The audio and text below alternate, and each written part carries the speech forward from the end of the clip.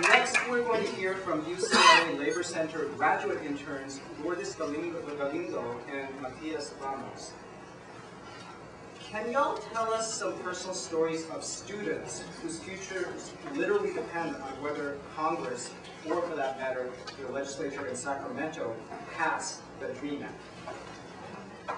Well, having worked with undergrads and still working and being part of Ideas at UCLA, which advocates for undocumented students, and being part of the California AB 548 network, we encounter on a daily basis stories of undocumented students whose lives depend on the passage of the DREAM Act.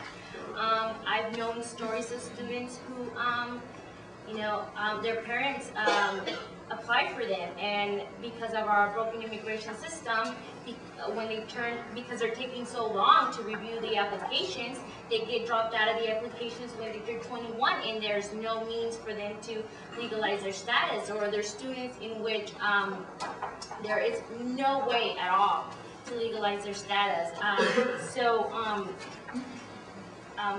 Like I said, I've encountered students, the book, Undergrad, UCLA students speak out.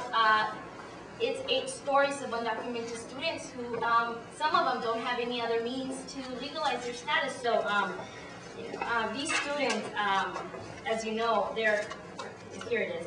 These students, as you know, they're raised and educated here in the United States, and they're imprisoned in every aspect of their lives. You know, they're barred from getting a driver's license, to getting a Social Security, to legally getting a job, or or just whatever any other U.S. citizen could do. So passing the DREAM Act would be essential to their status, both physically, mentally, emotionally, as they mentioned earlier.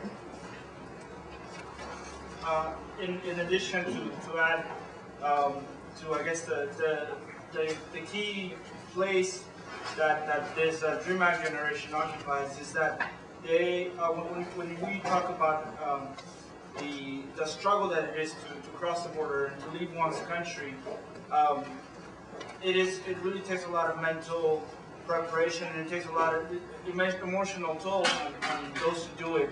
And a lot of them do it, a lot of the immigrants, like our parents, they do it for our hopes and our futures. And a lot of the times for the undocumented young immigrant, from the undocumented student himself or herself, this process is something that it's almost like an existential dilemma.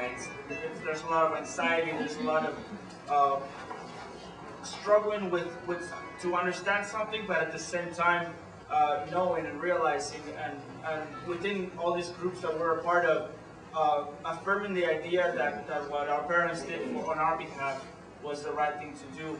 And once we facilitate a path to legalization for all of us, we're really going to be able to carry that forward and really, in a way, demonstrate that our parents' generation came to help and to contribute to society in a way that we hope to continue.